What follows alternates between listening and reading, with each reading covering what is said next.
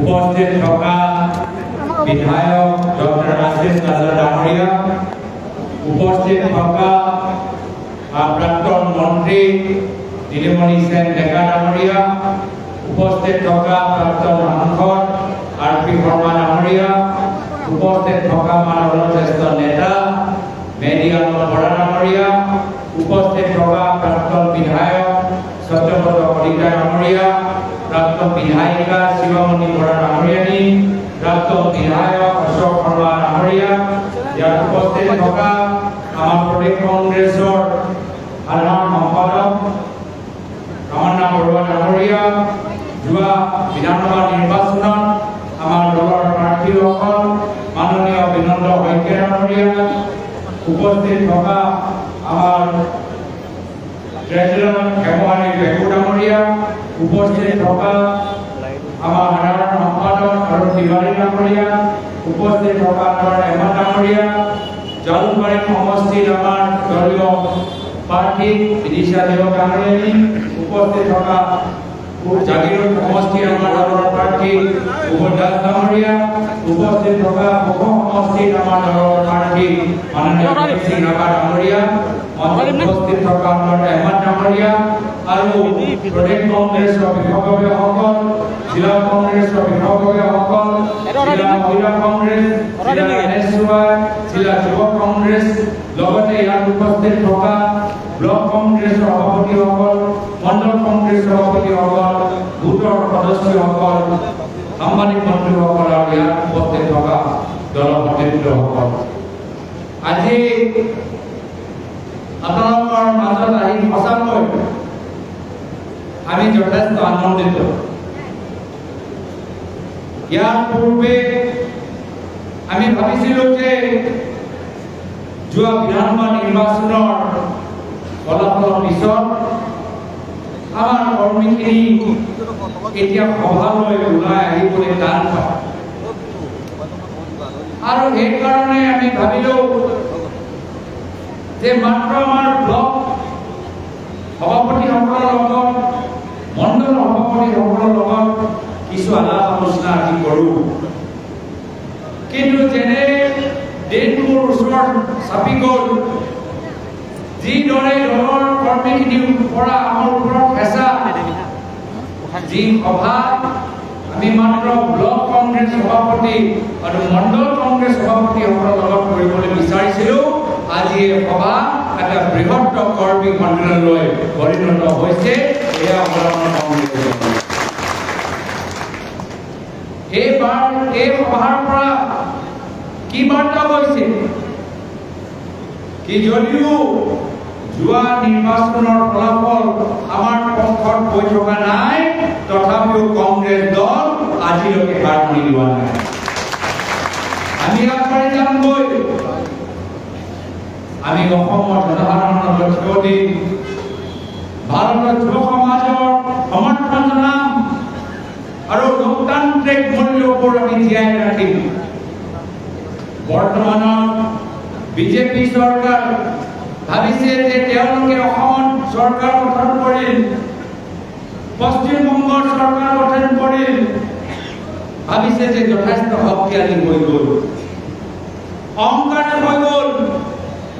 আৰু আপোনালোকে নিজে দেখিছে যে যেতিয়া ভাৰতৰ যুৱক সমাজ দিল্লীত একগোট হ'ল, তেওঁলোকৰ পৰা অনুপ্ৰাণিত হৈ অসমৰ যুৱকখিনি ইয়াতে চাৰিওফালে আন্দোলন কৰিবলৈ, প্ৰতিবাদ কৰিবলৈ ওলাই আহিল। যি চৰকাৰ নিজকে শক্তিশালীভাৱে এক সপ্তাহ ভিতৰত নিজৰ শিক্ষামন্ত্ৰীক পদত্যাগ কৰিবলৈ বাধ্য হ'ল। ইয়াৰ পৰা আমি কি শিক্ষা লাভ কৰো যে এই বিজেপি চৰকাৰ ইমানো শক্তিশালী নহয়। এই বিজেপি দলৰ অহংকাৰৰ পতন নিশ্চয় হ'বগৈ। কিন্তু লাগিব কি, লাগিব আমালোকৰ মাজত একতা, লাগিব আমালোকৰ মাজত অন্যায় বিৰুদ্ধে মাত মাতিবলৈ সাহস। হ'ব আমাৰ ওপৰত অত্যাচাৰ, আমি দেখিছো যেনেকৈ দিল্লীত ছাত্ৰ ছাত্ৰীসকল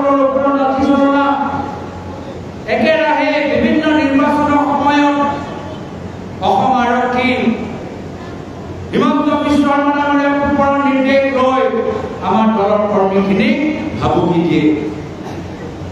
কিন্তু যদি আমি নিৰ্ভয় হৈ থাকো, যদি আমি কট্টৰ কংগ্ৰেছী হৈ থাকো, তেতিয়া তেওঁলোকৰ ভয় ভাবুকি কোনো কাম নিদিয়ে আৰু আমাৰ এই উপনিৰ্বাচনত কংগ্ৰেছৰ জয় হোৱাটো নিশ্চিত। আৰু এই উপনিৰ্বাচনৰ জয় মাত্ৰ মৰিগাঁও জিলাৰ বাবে নহয়, মাত্ৰ নগাঁও জিলাৰ বাবে নহয়, সমগ্ৰ অসমৰ বাবে, সমগ্ৰ ভাৰতবৰ্ষৰ বাবে এটা ঐতিহাসিক বিজয় হ'ব।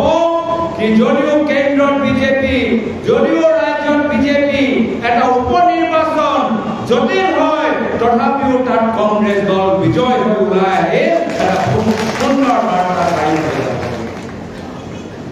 এইকাৰণে তাৰ বাবে আমাক কষ্ট কৰিব লাগিব, কাম কৰিব লাগিব। আৰু আমি প্ৰদেশ কংগ্ৰেছৰ ফালৰ পৰা আপোনালোকক সকলোকে সম্পূৰ্ণভাৱে সহায় কৰিবলৈ আমি প্ৰস্তুত হৈ আছো।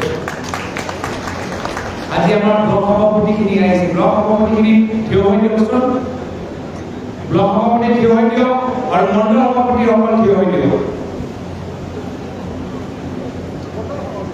আজি মঞ্চৰ ওপৰত বহি থকা ব্যক্তি সকল তেওঁলোকৰ যিমানে গুৰুত্বপূৰ্ণ ভূমিকা আছে আগন্তুক উপনিৰ্বাচনত, তাতকৈ আৰু বেছি গুৰুত্বপূৰ্ণ দায়িত্ব আপোনালোকৰ ব্লক আৰু মণ্ডল সভাপতিসকলৰ। আৰু পিছতকৈ যেতিয়া পৰৱৰ্তী সময়ত ডিমা নিৰ্বাচন হ'ব, পৰৱৰ্তী সময়ত টাউন কমিটি নিৰ্বাচন হ'ব, মিউনিচিপালিটি নিৰ্বাচন হ'ব, পিছতকৈ যেতিয়া পঞ্চায়তৰ নিৰ্বাচন হ'ব, কোন পঞ্চায়তৰ টিকেট লাভ কৰিব, কোন মিউনিচিপালিটিৰ টিকেট লাভ কৰিব, ইয়াত হৈ থকা ব্যক্তিখিনি নহয়, আমাৰ ব্লক আৰু মণ্ডল সভাপতিসকলে ঠিক কৰিব, আপোনালোকে ঠিক কৰিব। কিন্তু ঠিক কৰা মাধ্যম কি হ'ব? যে যিসকলে আগন্তুক 2-3 মাহৰ ভিতৰত দলৰ সংগঠন শক্তিশালী কৰিলে, নিষ্ঠাৰে কংগ্ৰেছ কৰিলে, নিস্বাৰ্থভাৱে আমাৰ প্ৰাৰ্থীসকলৰ বিভিন্ন অঞ্চলত প্ৰচাৰ চলালে, সেইসকলক আপোনালোকে বাছি দিব লাগিব। আপোনালোকে আমাৰ লগত চিনাকি কৰাই দিয়ক। আমি মঞ্চত বহি থকা ব্যক্তিসকলৰ পৰামৰ্শ নিশ্চয় ল'ম, কিন্তু আপোনালোকৰ কথাত আটাইতকৈ গুৰুত্ব আমি দিবলৈ বিচাৰোঁ। আৰু যদি আপোনালোকৰ চকুত হ'ব পাৰে ক'ৰবাত এজন দুজন ব্যক্তি এনেকুৱা আপোনালোকে দেখা পায় যিজনে কিবা কাৰণত, ব্যক্তিগত কাৰণত ভালদৰে দলটোক সহায় কৰিব পৰা নাই, নিস্বাৰ্থভাৱে প্ৰচাৰত নামি দিয়া নাই, সেইসকলৰ নামখিনি আমাক দিব। পৰৱৰ্তী সময়ত তেওঁলোকে টিকেটৰ কোনো পঞ্চায়তৰ টিকেটৰ তেওঁলোকে ক্লেইম কৰিব নোৱাৰিব। আমি আমাৰ কৰ্মীখিনিক লৈ আগন্তুক দিনত দলটোৰ শক্তিশালী কৰিবলৈ বিচাৰোঁ, কিন্তু কৰ্মীখিনি এজন এজন অভিভাৱক লাগে। ইয়াত আমাৰ মন্ত্ৰী নাই, মৰিগাঁও জাগিৰোডত আমাৰ বিধায়ক নাই, সেইকাৰণে আমাক অভিভাৱক হিচাপে প্ৰদেশ কংগ্ৰেছৰ ফালৰ পৰা সহায় লাগে। আৰু সেইকাৰণে আমি মৰিগাঁও, জাগিৰোড, আনকৈ লাহৰীঘাট কাৰণে আমি আমাৰ দলৰ জ্যেষ্ঠসকলক পৰ্যবেক্ষক হিচাপে দায়িত্ব দিয়া হৈছে। আৰু কাক দায়িত্ব দিয়া হৈছে? যিসকলে নিজে যোৱা বিধানসভা নিৰ্বাচনত বিজেপিৰ লগত যুঁজিছে, বিজেপিৰ দলৰ সংগ্ৰাম কৰিছে। আজি ইয়াত আমাৰ মঞ্চত উপস্থিত থকা যিমানবোৰ অবজাৰ্ভাৰ আছে, আমাৰ আজি আমাৰ হিচাপে আমাৰ অশোক ডাঙৰীয়া আছে, আমাৰ ৰবীন সিং ডাঙৰীয়া আছে, বিদিশা দেৱ ডাঙৰীয়া আছে, অশোক ডাঙৰীয়া আছে, আমাৰ বিনন্দ শইকীয়া ডাঙৰীয়া আছে, আমাৰ সত্যবৰ্তন ডাঙৰীয়া আছে, প্ৰাক্তন মন্ত্ৰী নীলমঞ্জন ডেকা আছে, আমাৰ আৰপি শৰ্মা ডাঙৰীয়া, প্ৰাক্তন আৰপি শৰ্মা ডাঙৰীয়া আছে, মেঘিয়া ডাঙৰীয়া আছে। আজি তেওঁলোকক আমি সেইকাৰণে চিনাকি কৰি দিছোঁ, মই চিনাকি কৰি দিছোঁ। যে কাইলৈ গৈ তেওঁলোকে আমাৰ ব্লক সভাপতিজনক ফোন কৰিব। ব্লক সভাপতিৰ ওচৰত তেওঁলোকৰ নম্বৰ থাকিব লাগে আৰু তেওঁলোকৰ ওচৰত আমাৰ ব্লক সভাপতিজনৰ নম্বৰ থাকিব লাগে। তেওঁলোকে ফোন কৰিব সভাপতিজনক। চন্দ্ৰপুৰ কলিতাৰ কোৱাৰ দৰে এজন মণ্ডলৰ ভিতৰত সোমাই বুথ কমিটি সভাপতি ঘৰত গৈ একাপ চাহ খাবলৈ যাব। তেতিয়া এই কাৰ্যসূচী আমাৰ ব্লক আৰু মণ্ডল সভাপতিজনে আয়োজন কৰিব। আৰু এনেদৰে আমি চিনাক্ত কৰিবলৈ বিচাৰোঁ যে কোন বুথৰ ভিতৰত আমাৰ কট্টৰ কংগ্ৰেছী ভোট আছে, আমি তেওঁলোকৰ লগত আমি ব্যক্তিগতভাৱে চিনাকি কৰিবলৈ বিচাৰোঁ। আমাৰ কৰ্তব্য যে উপনিৰ্বাচনৰ যোগেদি আমি মানুহবোৰক ৰাজনৈতিকভাৱে সচেতন কৰোঁ। আঁচনি লৈ ইমান ভয় কৰিব নালাগে, যাৰ ফলত আমি অসমৰ ৰাজনীতি কি হৈ আছে, ভাৰতৰ ৰাজনীতি কি হৈ আছে, আমি একোৱে যে কথা আমি আলোচনা নকৰোঁ, এনেকুৱা অৱস্থা হ'ব নালাগে। আজি বৰ্তমানৰ সময়ত বিধানসভা চলি আছে। বৰ্তমানৰ সময়ত দিল্লীৰ পাৰ্লামেণ্টৰ অধিৱেশন চলি আছে। অসমৰ বাস্তৱ অৱস্থা কি, ভাৰতৰ বাস্তৱ অৱস্থা কি, আমাৰ দেশৰ বাস্তৱ পৰিস্থিতি কি, আমি মানুহখিনিক জনাব লাগিব। আপোনালোকে জানে, আপোনালোকে ৰাজনৈতিকভাৱে সচেতন, কিন্তু আপোনালোকৰ কৰ্তব্য যে মানুহবোৰক ৰাজনৈতিকভাৱে সজাগ কৰক।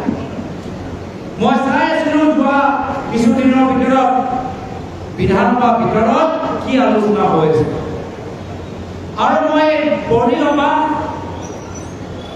যে আজি শিক্ষা ক্ষেত্ৰত, আজি চিকিৎসা ক্ষেত্ৰত, আজি কৃষি ক্ষেত্ৰত, আজি আমাৰ মাটিপট্টাৰ ক্ষেত্ৰত বৰ্তমানৰ ৰাজ্যৰ চৰকাৰ সম্পূৰ্ণভাৱে বিফল, সম্পূৰ্ণভাৱে বিফল।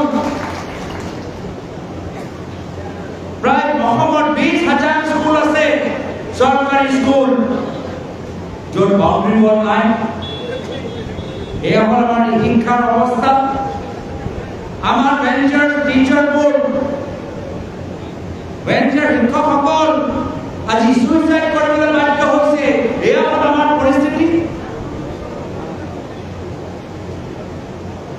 চিকিৎসা ক্ষেত্ৰত মডেল কলেজত তাত কোনো ডক্টৰ নাই, ডিপাৰ্টমেণ্ট বন্ধ। মডেল হস্পিটেলৰ ভিতৰত এক্সৰে কাম নকৰে। খেতিয়কসকলৰ ওচৰত কোনো ধৰণৰ ইৰিগেশ্যনৰ ব্যৱস্থা নাই। এয়া হ'ল বাস্তৱ আমাৰ অৱস্থা। বসুন্ধৰা নামত আমাৰ অনুসূচিত জাতি, আমাৰ অনুসূচিত জনজাতিসকল, আজি তেওঁলোকক ভূমি পট্টা দিয়া নাই। SC আৰু ST মানুহবোৰক এইখন চৰকাৰে ভূমি পট্টা দিয়া নাই। এয়া হ'ল আমাৰ বাস্তৱ অৱস্থা। মাইনৰিটি অঞ্চলত খবৰ লওক, যিমানবোৰ কেন্দ্ৰ ৰাজ্য চৰকাৰৰ মাইনৰিটি আঁচনিবোৰ আছে, প্ৰত্যেক আঁচনিত তেওঁলোকে পইচা প্ৰদান কৰিছে। এইখিনি কথা মই ৰাইজক বুজাব লাগিব। এইখন চৰকাৰ প্ৰচাৰ কৰে যে বহুতখিনি কাম কৰে। গাঁৱৰ ভিতৰত ঘৰৰ পৰা ওলালে আমি গম পাইছোঁ যি চৰকাৰৰ কাম গুৱাহাটীলৈকে সীমিত, চৰকাৰৰ কাম ডাঙৰ ডাঙৰ ঠিকাদাৰলৈকে সীমিত। আৰু সেইকাৰণে আমাৰ কৰ্তব্য যে আমি ৰাইজৰ ওচৰত যাব লাগিব, সৰু দোকানীৰ ওচৰত যাব লাগিব। সৰু দোকানীয়ে ক'ব যে LPG গেছ চিলিণ্ডাৰ দাম বৃদ্ধি হোৱাৰ পিছত কিমান তেওঁলোকৰ কষ্ট। আমি যাব লাগিব আমাৰ সৰু সৰু ব্যৱসায় কৰা মানুহৰ ওচৰত। তেওঁলোকে ক'ব যে GST অহাৰ পিছত আজি তেওঁলোকে নিজৰ ব্যৱসায় চলাব পৰা নাই। আমি সুধিব লাগিব মন্ত্ৰীসকলক যে প্ৰত্যেক বছৰ আপোনালোকৰ স্কুলৰ ফিজ বাঢ়িছে নাই বাঢ়া? তেওঁলোকে ক'ব হয়, সঁচাকৈ প্ৰত্যেক বছৰ আমাৰ স্কুলৰ ফিজ বাঢ়িছে, কাপোৰৰ দাম বাঢ়িছে। আপোনালোকে যুৱকসকলৰ ওচৰত যাব, যুৱকসকলে ক'ব যে প্ৰত্যেক বছৰ আমাৰ কিতাপৰ দাম বাঢ়িছে, কলেজৰ ফিজ বৃদ্ধি হৈছে। এয়া হ'ল বাস্তৱ অৱস্থা। এইখিনি কথা আমি পাতিব লাগে। কিন্তু আমি দেখা পাওঁ যে মানুহৰ মাজত বিভ্ৰান্তি সৃষ্টি কৰিবলৈ এইখন চৰকাৰ বেলেগ বেলেগ ধৰণৰ পদক্ষেপ লৈছে। আজি বিধানসভাত তেওঁলোকে হিন্দী ভাষা অফিচিয়েল ভাষা হিচাপে স্বীকৃতি দিবলৈ বিচাৰে। আজি অসমৰ ভিতৰত আমাৰ অসমীয়া, ইংৰাজী আৰু বড়ো ভাষা অফিচিয়েল লেংগুৱেজ হিচাপে বিধানসভাত স্বীকৃতি দিছে। মোক যদি ব্যক্তিগতভাৱে সোধে যে অসমীয়া, ইংৰাজী আৰু বড়ো পিছত যদি বেলেগ ভাষাক স্বীকৃতি দিব লাগিছিল, তেতিয়া কিবা ভাষাক স্বীকৃতি দিব লাগিছিল, কাৰ্বি ভাষাক স্বীকৃতি দিব লাগিছিল, আমাৰ জনজাতীয়সকলৰ ভাষাক স্বীকৃতি দিব লাগিছিল। কিন্তু এইখিনি কাম তেওঁলোকে নকৰে। আমাৰ জনজাতিসকলৰ পৰম্পৰা, আমাৰ জনজাতিসকলৰ সংস্কৃতি, এই বিজেপি দল এক ভাৰত এক ধৰ্মৰ তেওঁলোকৰ ৰাজনৈতিক চিন্তাধাৰা আমাৰ জনজাতিসকলৰ পৰম্পৰা তাৰ কোনো স্থান নাই, কোনো মান্যতা নাৰাখে। তেওঁলোকে মাত্ৰ এক দেশ এক ধৰ্ম এক ভাষা কৈ থাকিব, কিন্তু এক দেশ এক ধৰ্ম এক ভাষা আমাৰ বিভিন্ন কিবা কাৰ্বি বড়োসকল ৰাভাসকলৰ পৰম্পৰা ক'ত যাব, ভাষা ক'ত যাব, এইখিনি কথালৈ তেওঁলোকে চিন্তা নকৰে। তেওঁলোকৰ চিন্তা একমাত্ৰ এটাহে যে হিমন্ত বিশ্ব শৰ্মা ডাঙৰীয়া আমাৰ জনজাতিসকলৰ মাটি কেনেদৰে আদানী আৰু আম্বানী চম্ভালিব পাৰে। খবৰ লওক, য'ত য'ত আমাৰ অসমত জনজাতিসকলৰ মানুহবোৰ গাঁওবোৰ বসবাস কৰিছে, তাতে ডাঙৰ ডাঙৰ প্ৰজেক্ট হৈ স্থানীয় মানুহক উচ্ছেদ কৰিছে, স্থানীয় মানুহক অৰ্থনৈতিকভাৱে দুৰ্বল কৰিছে, আৰু তাতে আদানী আৰু আম্বানী হৈছে। তাতে কামখিনি হৈছে। বালাজবাৰীৰ কথাই কওক, জাগিৰোডৰ কথাই কওক, কাজিৰঙা আদিবাসী অঞ্চলৰ কথাই সোধক, কাৰ্বি আংলঙৰ কাৰ্বি কথা সোধক, কোকৰাঝাৰৰ বড়োসকলৰ কথা শুনক, য'তে আমি দেখা পাইছো জনজাতিসকলৰ মাটি হিমন্ত বিশ্ব শৰ্মা ডাঙৰীয়াক কব্জা কৰিবলৈ দিছে। এইকাৰণে এইখিনি কথা আমি ক'ব নালাগিব নেকি? এইখিনি কথা আমি ৰাইজক সজাগ কৰিব নালাগিব নেকি? এইখিনি কথা আমি ৰাইজৰ মাজত এটা সক্ৰিয় সচেতন নাগৰিক হিচাপে আমাৰ দায়িত্ব নহয় নেকি? এইখিনি কথা বুজাব লাগে নে মাত্ৰ আমি নিজৰ ব্যক্তিগত জীৱনৰ কথা চিন্তা কৰি থাকিম? আমি যদি মাত্ৰ নিজৰ ব্যক্তিগত স্বাৰ্থৰ বাবে চিন্তা কৰি থাকো, তেতিয়া আমাৰ দেশৰ কেতিয়াও উন্নতি নহয়। যদি আমি মাত্ৰ নিজৰ স্বাৰ্থ পূৰণ কৰিবলৈ বিচাৰো, তেতিয়া আমি নিজৰ জনজাতিৰ পৰম্পৰা, ভাষা, আমাৰ মাটি আমি কেতিয়াও বচাব নোৱাৰিম। যদি আমাৰ নিজৰ পৰম্পৰা, নিজৰ সংস্কৃতি, নিজৰ নীতি নিয়ম, নিজৰ ভাষা, নিজৰ মাটি যদি আমি বাস্তৱভাৱে সংৰক্ষণ কৰিবলৈ বিচাৰো, প্ৰটেকশ্যন দিবলৈ বিচাৰো, তেতিয়া আমি সকলোৱে ৰাজনৈতিকভাৱে সক্ৰিয় হোৱাটো উচিত।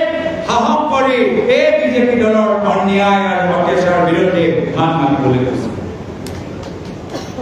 আজি দেখিছো তেওঁলোকে যে বিজেপি দল য'ত তেওঁলোকে সুবিধা পায় তেওঁলোকে পুলিচ পঠায়।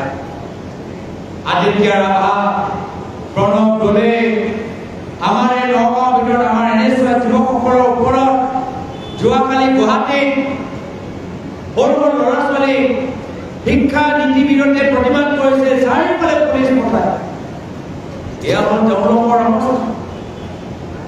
নিশ্চয় যদি মানুহবোৰ ভাগ ভাগ হৈ থাকে, ধান বান হৈ থাকে, ভয় নিশ্চয় লাগিব, পুলিচৰ পৰা ভয় লাগিবই। কিন্তু আমি যদি একগোট হৈ থাকো, তেতিয়া নিশ্চয় আমি এই ভয় আমি নাইকিয়া কৰিব পাৰিম। এয়া হ'ল আমাৰ কংগ্ৰেছ দলৰ উদ্দেশ্য। যি কথা গাহৰি ডাঙৰীয়া সদায় কয়, মাত আমি এই বাৰ্তা আমি অসমৰ জনসাধাৰণৰ ওচৰত লৈ যাব লাগিব। ভয় কৰিব নালাগে। মই যিদৰে হিমন্ত বিশ্ব শৰ্মা ডাঙৰীয়াক ভয় নকৰো, আপোনালোকে প্ৰত্যেকজন কোনো বিজেপি দলৰ নেতা মন্ত্ৰী ভয় কৰিব নালাগে। আজি সদনৰ ভিতৰত আমি দেখিছো যে বিজেপি দল কোনো প্ৰশ্ন ৰাম জন্মভূমি আন্দোলনৰ পৰা জন্ম হ'ল যি দল সদায় অযোধ্যাৰ ৰাম মন্দিৰ প্ৰতিষ্ঠা কৰিব লাগে তাৰ বাবে তেওঁলোকে আন্দোলন কৰিলে। আজি যেতিয়া অযোধ্যাৰ ৰাম মন্দিৰত মানুহৰ দান চুৰি গৈছে, এনেকুৱা এটা সাংঘাতিক পৰিস্থিতি সেই একে বিজেপি দল আজি নিৰ্মাণ কৰিছে। চোৰ ডকাইতসকলক সংৰক্ষণ দিছে, যিসকলে দান চুৰি কৰিলে, যিসকল মূল মানুহ তেওঁলোকক সংৰক্ষণ দিছে। এয়া হ'ল তেওঁলোকৰ ধৰ্মৰ প্ৰতি নিষ্ঠা। আজি কিমান আমাৰ বিভিন্ন ঠাই মন্দিৰত আমি যেতিয়া মন্দিৰলৈ যাওঁ, দান দিওঁ, মনৰ ভিতৰত এটা চিন্তা কৰি, এটা আশা লৈ, এটা প্ৰাৰ্থনা লৈ আমি দান কৰোঁ। আৰু তেওঁলোকে বিজেপি দলে কিমান তেওঁলোকে প্ৰচাৰ কৰিলে, আহা সমগ্ৰ ভাৰতৰ মানুহবোৰ অযোধ্যালৈ আহা, ইয়াত দান দিয়া। আৰু তাৰপিছত এতিয়া কি দেখা পালো যে মহিলাসকলে যে সোণৰ দান দিলে সেই সোণ নাইকিয়া হৈ গ'ল। এই সোণ নাইকিয়া হৈ গ'ল, কোনে লৈ গ'ল? কোনে গম পালে? এয়া হৈছে তেওঁলোকৰ অৱস্থা। এইকাৰণে মানুহবোৰ সজাগ হৈছে, মানুহবোৰ বুজি পাইছে।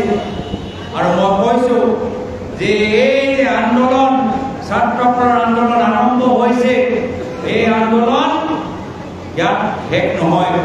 পিছত গৈ চাব বেলেগ ৰাজ্যত বেলেগ এটা বিষয় লৈ জনসংগ্ৰাম হ'ব, বেলেগ ৰাজ্যত দেখা পাব যে মহিলাসকল ওলাই আহিব, এটা পিছত এটা দেশৰ চাৰিওফালে আন্দোলন সৃষ্টি হ'ব। আমি সকলোৱে বুজি পাম যে যদি প্ৰতিবাদ কৰিব লাগে আমি ৰাস্তাত ওলাই আহিব লাগিব। ৰাস্তাত ওলাই আহিলে তেওঁলোকে আঁচু গেছ, টিয়াৰ গেছ, পুলিচৰ লাঠি চলনা যিয়ে কৰক, শেষত গৈ জয় লোকতন্ত্ৰ হ'ব, জয় আমাৰ ৰাইজৰ হ'ব। আৰু অসমৰ জনসাধাৰণ, ভাৰতৰ জনসাধাৰণে বুজি পাইছে যে আগন্তুক দিনত ৩ বছৰ পিছত লোকসভা নিৰ্বাচন হ'ব, ৩ বছৰ পিছত কেন্দ্ৰ চৰকাৰ নিৰ্বাচন হ'ব। ৰাইজ এতিয়া অসন্তুষ্ট, কেন্দ্ৰত মোদী চৰকাৰ যাব, কংগ্ৰেছ চৰকাৰ আহিব, ৰাহুল গান্ধী ডাঙৰীয়া ভাৰতৰ প্ৰধানমন্ত্ৰী। এইকাৰণে আমি আজিৰ পৰাই নিজৰ নিজৰ কামখিনি, দলীয় কামখিনি, আন্দোলনিক কামখিনি ভালদৰে কৰিব লাগিব। আৰু মই ভাল পাইছো যে অসমৰ চুকে কোণে পৰা আমাক বাৰ্তা দিছে যে আহক, আমাৰ মাজত আহক, সভা সমিতি আয়োজন কৰক, দলীয় নিৰ্দেশ দিয়ক। আমাৰ মানুহবোৰ কাম কৰিবলৈ প্ৰস্তুত হৈছে। কাম কৰিবলৈ প্ৰস্তুত হৈছে নে নাই? কাম কৰিবলৈ প্ৰস্তুত নে? এতিয়া আমি ঘৰৰ পৰা ওলাই আহিম নে নাহিম? আৰু এতিয়া আমি উপ নিৰ্বাচনত কংগ্ৰেছক জিকাম নে নিজিকাম? আমাৰ কংগ্ৰেছক জিকিব নে নিজিকিব? কংগ্ৰেছক জিকিব নে? কংগ্ৰেছক জিকিব নে? কংগ্ৰেছক জিকিব নে? এই বাৰ্তা আজি মাত্ৰ আমাৰ সভালৈ সীমিত নহয়। আমি যিখন গাঁৱলৈ ভোটি যাম, যি আমাৰ দলৰ সতীৰ্থসকল যি আহিব নোৱাৰিলে তেওঁলোকক আমাক বুজাব দিয়ে। আৰু মানুহবোৰে বুজিছে। আজি উজনি অসমত মই নিজে গৈ দেখি আহিছো, মানুহবোৰে দেখিছে এনেকুৱা এটা হাহাকাৰৰ পৰিস্থিতি, য'ত বানপানীৰ সময়ত লগে লগে চৰকাৰে বানপানীৰ সাহায্য আগবঢ়াব লাগে। বহুত গাঁৱৰ ভিতৰত এতিয়ালৈকে প্ৰশাসনৰ এজন প্ৰতিনিধি যোৱা নাই। আমাৰ দিনত যেতিয়া বানপানী হৈছে, লগে লগে প্ৰশাসনৰ মানুহ গৈছে, আঁঠুৱা দিয়া গৈছে, মমবতি দিয়া গৈছে। আমাৰ দলৰ মানুহখিনি প্ৰত্যেক গাঁৱৰ ভিতৰত সোমাই মানুহখিনিক সহায় কৰিছিল। কিন্তু এতিয়া আমি কি দেখা পাইছো? চৰকাৰৰ প্ৰতিনিধিবোৰ যোৱা নাই, দলৰ মানুহবোৰ যোৱা নাই। যি নিমখ, তেল, ৰাচনৰ কথা নিৰ্বাচনৰ আগত কৈছে, এতিয়া যেতিয়া মানুহৰ বিপদ পৰিছে, এতিয়া তেওঁলোকক যেতিয়া ৰাচন লাগে, এতিয়া যেতিয়া তেওঁলোকক নিমখ, তেল লাগে, এতিয়া বৰ্তমান বিজেপি চৰকাৰ কোনো দেখা নাই। এতিয়া বিজেপি চৰকাৰ কোনো নাই। মহিলাসকলক তেওঁলোকে মাতি আনিব, ক'ব আপোনালোকক লখপতি বনাম। এতিয়া মহিলাসকলৰ এতিয়া কাপোৰ পিন্ধিবলৈ, আজি কাপোৰ সলাবলৈ কাপোৰ নাই। এক ঘৰ কাপোৰ 10 দিনৰ পৰা পিন্ধি আছে। এতিয়া বিজেপি চৰকাৰ কোনো দেখা পোৱা নাই। যুৱকসকলৰ কিতাপ নাই, তেওঁলোকে বিভিন্ন ধৰণৰ আঁচনি ওলাব, এই যুৱকসকলৰ কিতাপবোৰ চব এতিয়া নাই। সব ধ্বংস হৈ গ'ল।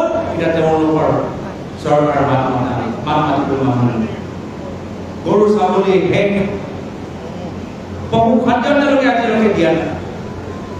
আজি উজনি অসমৰ মানুহবোৰ চিন্তা কৰিছে যে গোটেই তেওঁলোকৰ খেতি নষ্ট, গৰু খাবলৈ কোনো ধৰণৰ পশু খাদ্য নাই। আৰু সেইকাৰণে আমি দলৰ সতীৰ্থসকলক, আমাৰ দলৰ নেতৃত্বসকলক আমি অনুৰোধ জনাইছোঁ যে যি কাম চৰকাৰে কৰিব পৰা নাই সেইখিনি কাম আমাক কৰিব লাগিব। আৰু কৰিছোঁ। আমাৰ বিধায়ক কাছিম নাছাৰ ডাঙৰীয়া যোৱাকালি শিৱসাগৰলৈ গৈছিল। শিৱসাগৰত গৈ আমাৰ কিছুমান বিধায়কখিনি তাত গৈ ৰিলিফৰ বস্তুবোৰ বিতৰণ কৰি আহি আজি ইয়াত ৰাতিপুৱা 1 বজাত আহি পাইছে। এনেকুৱা কষ্ট কৰি আছে। আমাৰ ৰাতিপুৱা ইয়াৰ লগে লগে আজি সভাত আমি মানুহবোৰ উপস্থিত হৈছিলে নাই হোৱা তাৰ বাবে খবৰ লৈছোঁ। এনেদৰে আগন্তুক দিনত যদি ইয়াৰ পৰা আমাৰ স্থানীয় ব্লক কংগ্ৰেছ, জিলা কংগ্ৰেছ, উজনি অসমৰ মানুহখিনিৰ বাবে পশু খাদ্যই হওক, কাপোৰে হওক বা যিকোনো ধৰণে যদি সহায় আগবঢ়াবলৈ বিচাৰে নিশ্চয় আগন্তুক দিনত জিলা কংগ্ৰেছ, ব্লক কংগ্ৰেছে এটা পদক্ষেপ ল'ব। কিন্তু আজিৰ তাৰিখত আজি আপোনালোকৰ উপস্থিতি প্ৰমাণ কৰি দিছে যে দল মাত্ৰ এজন ব্যক্তি নহয়। যদি কোনোবাই ভাবে যে কংগ্ৰেছৰ পৰা বিজেপি জাম্প মাৰিলে কংগ্ৰেছ শেষ হৈ যাব, আপোনালোকৰ সভাৰ উপস্থিতি প্ৰমাণ কৰি দিছে যে দল এজন মানুহ নহয়, দল হৈছে আমাৰ এই ভেটি। যেতিয়ালৈকে আমাৰ ভেটি শক্তিশালী হৈছে কোনো এজন ব্যক্তি আমাক দুৰ্বল কৰিব নোৱাৰে। আমাৰ মৰিগাঁৱৰ মানুহ কিমান আছে হাত দাঙি দিয়কচোন। মৰিগাঁও আমাৰ জাগিৰোডৰ মানুহবোৰ হাত দাঙি দিয়ক। Very good. লাহৰিঘাটৰ মানুহ হাত দাঙি দিয়ক। দেখিছে আমাৰ 3টা সমষ্টিৰ পৰা সমান সংখ্যক মানুহবোৰ আজি এই সভাত উপস্থিত হৈছে। আজি এই সভা সাফল্যমণ্ডিত কৰাৰ বাবে মই প্ৰত্যেক আমাৰ মণ্ডলৰ সভাপতি, ব্লক কমিটি, আমাৰ জিলা কংগ্ৰেছ অধ্যক্ষৰ সকলোকে আজি এই সভা সাফল্যমণ্ডিত কৰাৰ বাবে মোৰ ফালৰ পৰা আন্তৰিক ধন্যবাদ কৃতজ্ঞতা জ্ঞাপন কৰি আগন্তুক দিনত আকৌ মই আপোনালোকৰ মাজত আহিম। সমষ্টিয়ে ব্লক পৰ্যায়ে আমি মানুহখিনিৰ ওচৰত যামগৈ। আজিৰ তাৰিখত এইখিনি কথা কৈ নিজৰ চমু সামৰিছোঁ। ধন্যবাদ। জয় হিন্দ, জয় আই।